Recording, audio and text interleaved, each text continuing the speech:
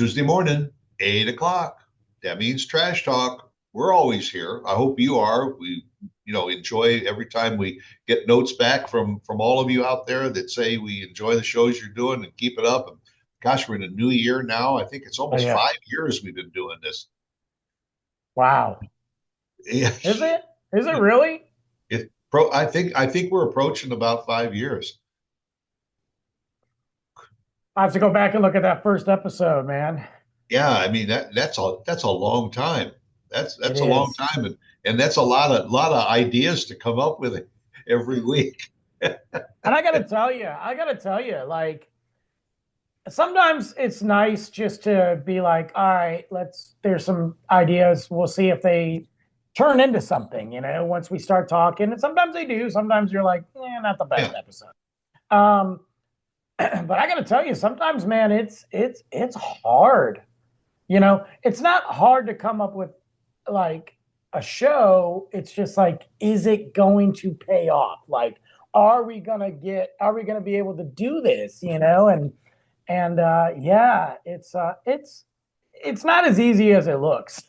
no, I mean, I sometimes we're motivated by the world around us. I mean, when there's Sure. something that happens around the world, we get a feeling for it, and then we start to talk about it. Other times, we'll sit before we hit the record button, and we'll say, what are we going to talk about? I don't know. What do you want to talk about? I don't I know. What do you, know. we And go back. and it's always tough right after the holidays too, because we're all just like, Yeah, it's like January's a throwaway month. right. That's like for a month we talk about what we're going to talk about around the holidays, and then around the holidays we talk about it, and then when you're all finished, you say, "Man, I'm glad that's over. Do I really, really want to talk about a recap of the No, holidays?" no. No, been there, done that. Let's move on. But no, I was reading an article over the weekend and thought it might be fun to talk about alternative living. Uh, and it was really born by I keep getting these little notices about tiny houses, I love that. either to live in or it's becoming a destination for people when they go Yes. away I uh, love tiny houses. on a trip, because you say to yourself, there is no way I could take all the crap that I have accumulated over the years and move into a tiny house, but I'll go there for a week and stay. And you realize, you know what? When you're living in a more of a minimalist type of environment, you can really survive. Oh, It's yeah. kind of easy. Well, so Luke and I have gone to several tiny houses. It's been a while. It was so much easier when he wasn't in school because we just go in the middle of the week and get that discount. Yeah, We just do whatever we want. When he's in school, you got to plan more. It sucks. But so we haven't gone like camping or in probably the last 2 years. We haven't really gone anywhere like that. We've also been saving for a big trip coming up, so that's part of it. But some of the tiny houses are more like just tiny cabins that are really nice, and they're a lot roomier than you think. But we have stayed in container tiny houses before, and I have to tell you right now, they're freaking cool. yeah. I had a guest on my other show a couple of months ago who lives in a tiny house up in North Carolina, and she picked up her laptop and she walked me around the house, and it was really neat. I mean, everything is so well laid out. The Yes. couch opens up into another, like a futon type of a bed. The kitchen has got a great size refrigerator, a four-burner stove.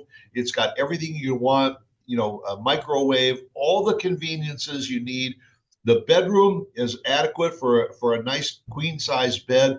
What blew me away was the bathroom with a full size, almost a full size tub and shower and all the conveniences just put into a smaller space. And it also had a nice little uh, deck on the back where you could, that was screened in, so you don't have to worry about the bugs. There are sites where you can go in and see some of the coolest tiny houses.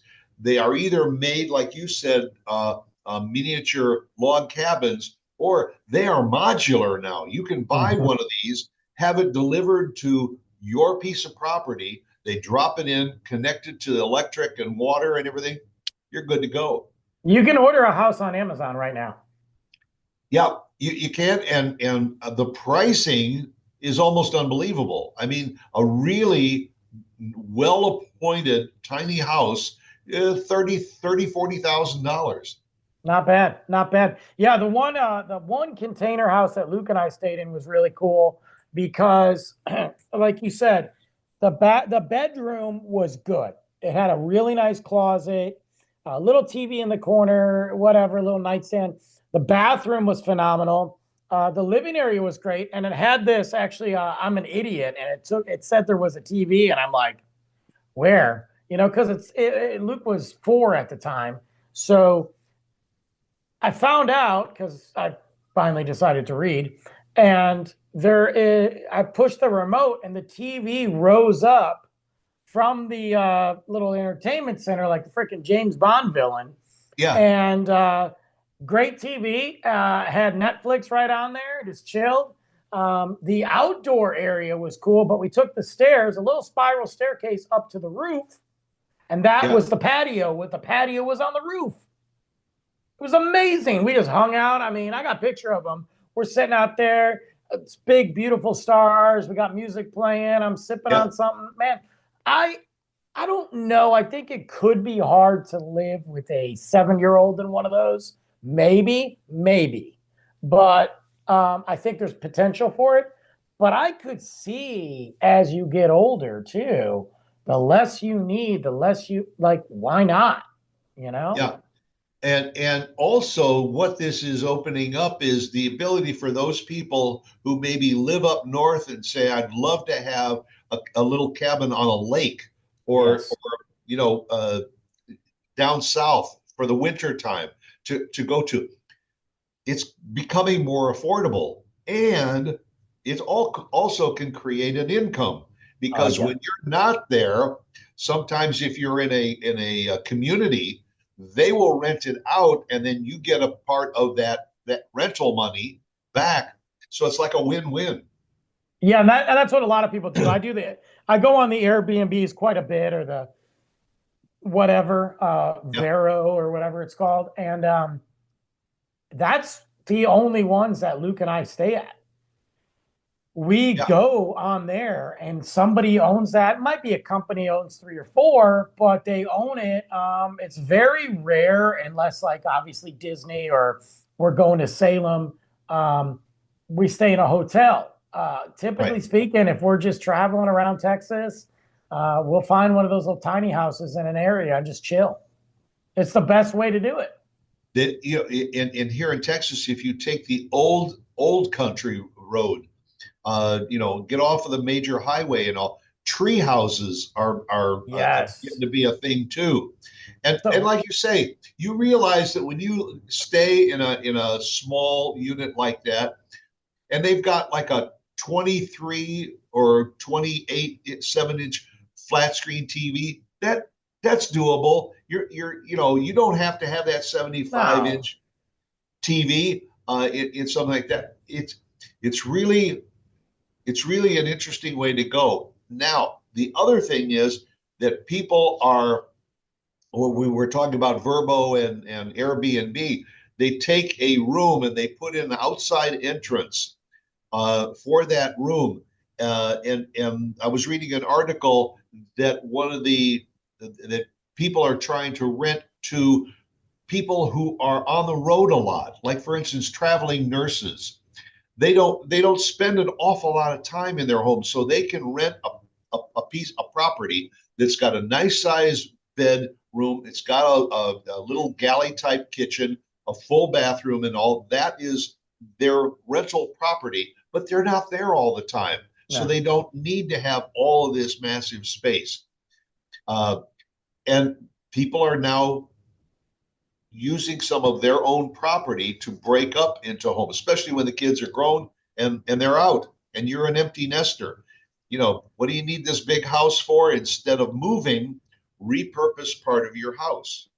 Well, I mean, and you think about it with as expensive as everything is, and how complicated it is to move and and all Yeah. that. But a lot of people do that too for big events. I mean, look at like people surrounding the Super Bowl. Big massive concerts when Taylor Swift came. Oh, well, she was overseas in England. There was a lot of people renting out their flats because they knew that there were so many travelers to come see it. It's less expensive than a hotel, and it puts some money back in the community. You got to be careful and you got to do it the right way. But yeah, Well, and you know where this also happens? For instance, my sister lives in Indianapolis. Every year for the Indy 500, there are people that anywhere within walking distance of the Indy 500 racetrack, what they do is they will rent out space on their front yard yep. for travel trailers to Mhm. come and park on their property, and they can maybe accommodate 6 travel trailers on their for that one weekend, and they make enough money to pay their property taxes for the whole year. Well, that's what I'm saying. Why not? I mean, that's like when we used to go tailgating. We'd go to the Michigan State games, and when it was down in Ann Arbor, there were houses there that not only would charge for parking, but they would be like, "Hey, we're doing a tailgate. You guys are allowed to be here. Just throw some money in the bucket, and Yeah, you get a wristband." And they would set it up. I mean, why not? Like, it's your house, it's your property. As long as yeah, you're not breaking the law, do what you got to do. yeah. And you do it until the government steps in and says Oh, you we need can't a do that piece. anymore.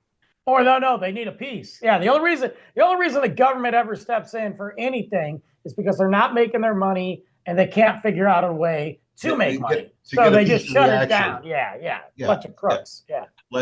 Like the old mobsters. That's it. We It's can't a make it, we'll shut you down.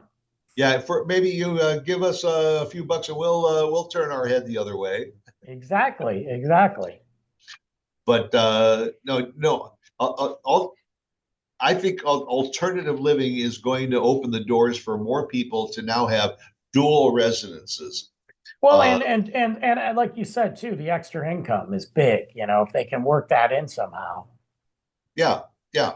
It beats having to go through that process of saying we have to move and move into a smaller space, and how are we going to accommodate all the furniture and all of the belongings that we have? Just take some of them and get a little tiny house someplace where you really Yeah, want to be, out in the woods or on a lake or whatever. Plop it down there, take some of the goods from your home and put it into the tiny house. You're good to go. I agree. I agree. So we're going to start broadcasting from our new tiny house that we're going to put on a lake here in northern Texas, or maybe go up to Texoma or whatever. I would do it. I would take it in a minute. I'd take a tiny house in a minute. Yeah, and the more I think about it, I'm getting to the age where I sure don't need 3 bedrooms and 2 bathrooms and all. But No, no. now Lauren is looking for a place that's maybe at least 1 bedroom, but you have to have 2 bathrooms. It is a struggle. Take it from me. I've lived in a Yeah, place recently that had only yeah, one yeah. Well, one bath. It was tough. my answer to that is okay. One will be an indoor bathroom and one will be an outdoor bathroom. There you go. Yeah, cheaper that way. That's that's the other alternative living idea. So anyway, you got ideas for alternative living? Let us know. We'll talk about it on one of our future shows. Okay, go out, make it a good one. See you again next week. See you Bye. guys.